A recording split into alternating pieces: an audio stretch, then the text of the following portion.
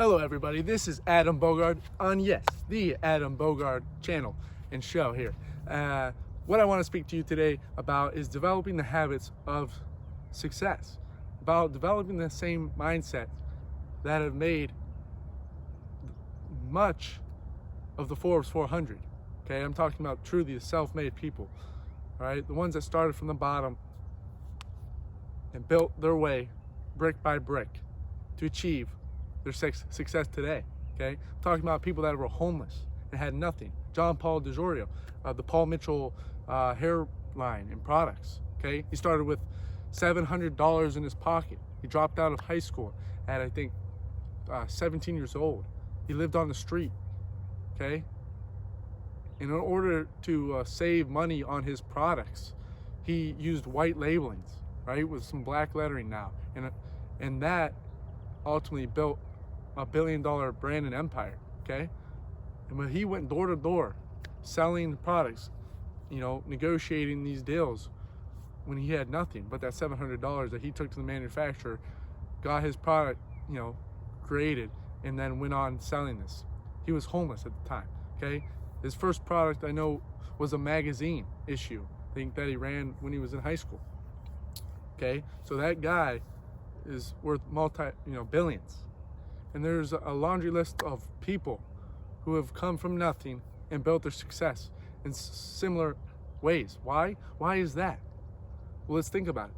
Those certain experiences, those the ability to get through adversity and keep going, to never waver in your belief about where you're going and that there's something better for you, that you're meant for more.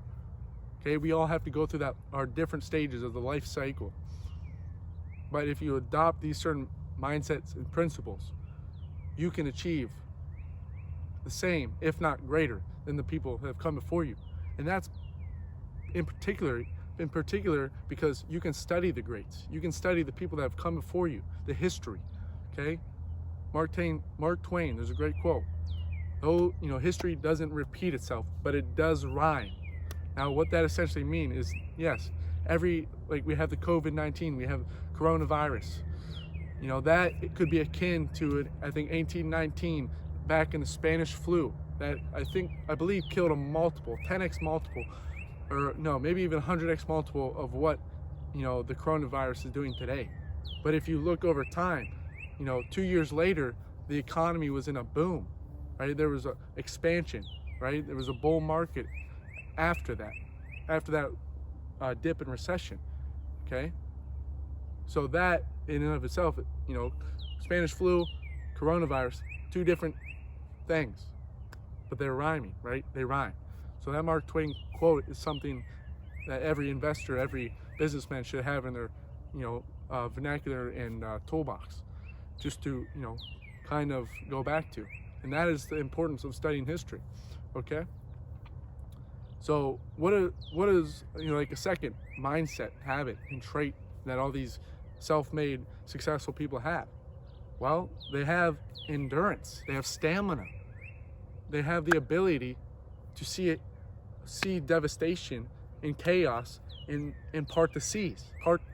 Okay, they take the challenge and chaos and they create opportunity because they see it for what it is, a challenge. Okay, when you're in fourth grade and not fourth grade, but if you're in kindergarten and you're learning your ABCs, yeah, you may not know or have great familiarity with the language at this point. You're mostly coming based off your interaction, being immersed with your family and just speaking the language. Most children and parents aren't going down, sitting down with their kids and having them read books or go through their ABCs day after day. So when you get in the school, that could be quite daunting thing. But what you do as a child is you just take it for what it is, as a challenge, and it can be exciting because now you can go home and express the fact that you've learned something new for the day, right?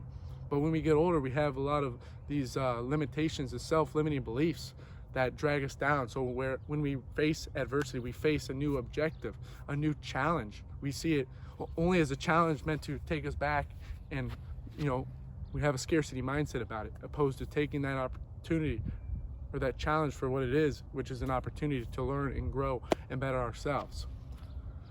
So that is basically the second point on, all these great self-made independent people saw the challenges as what they were. It was truly opportunity to grow, for expansion. They saw the chaos, they saw the COVID-19, they took the Spanish flu in 1819, and they created industry, they created new businesses. They took scarcity in but they saw abundance in that contraction of the general market. So, and next best quote, I think, for this topic would be another Mark Twain, which is that if you follow the masses, sooner or later, you're going to have to drop that M, okay? Because the masses, if you follow the masses, you will become an ass. Masses equals asses. Drop the M, right? So that's the second one. If you're doing everything, all right, but going to the third point, if you're doing everything that the masses are doing, if you're getting caught up in the hysteria of the moment and not thinking long term about everything, well, then you're going to suffer a similar fate, right? It's about being contrarian and right. It's about understanding the facts for what they are, that yes, there is, in the current day, COVID-19 and coronavirus going on, but it is dramatically more so affecting those who already have pre-existing conditions, those who already have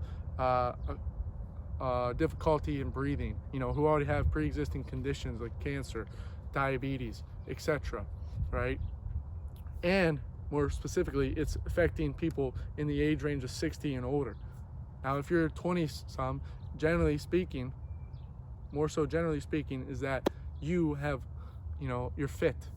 You don't have all these problems that come with, your advancement through age, your the age, the factors of age, you getting older in your 40s. Like when everyone becomes 40 in that range, that starts to create. That's basically everyone has pre-cancerous cells, right? That could then develop into a cancer, right? So when you think about it, well, if you're 20-some, yeah, should you operate with the same fear, or of a person who has all these heartaches and troubles and problems, and they're 60 or 80 years old?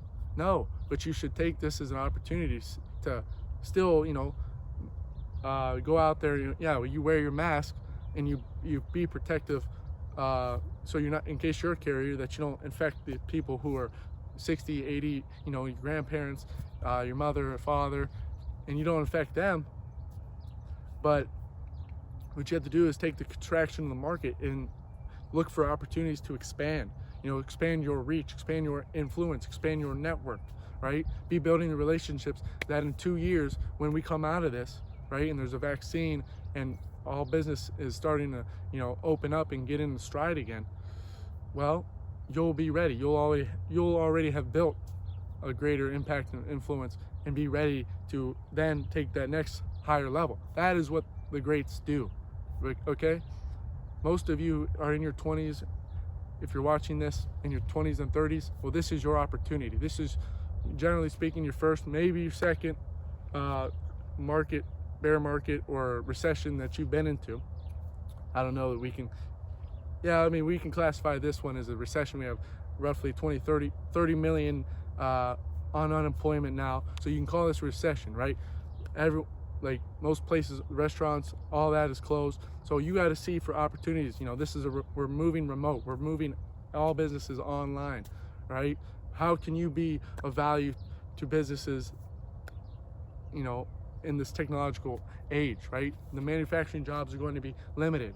They're going to, it's contraction. The jobs that we can use technology to basically do, right? We don't need a lot of people cashiering at Walmart, right? Because they have self-checkout. Amazon will buy up a lot of these retail locations and they will transform them into those, self-sustaining stores where technology is the main beneficiary in that process, right? Where there's no longer the middleman is the person, the intermediate on those low-level jobs. Those means all those people are right now are currently unemployed, or they're needing opportunities. So this is your opportunity to go and provide opportunity in a place, to help these people grow with a company you build, or with your network and impact that you could have.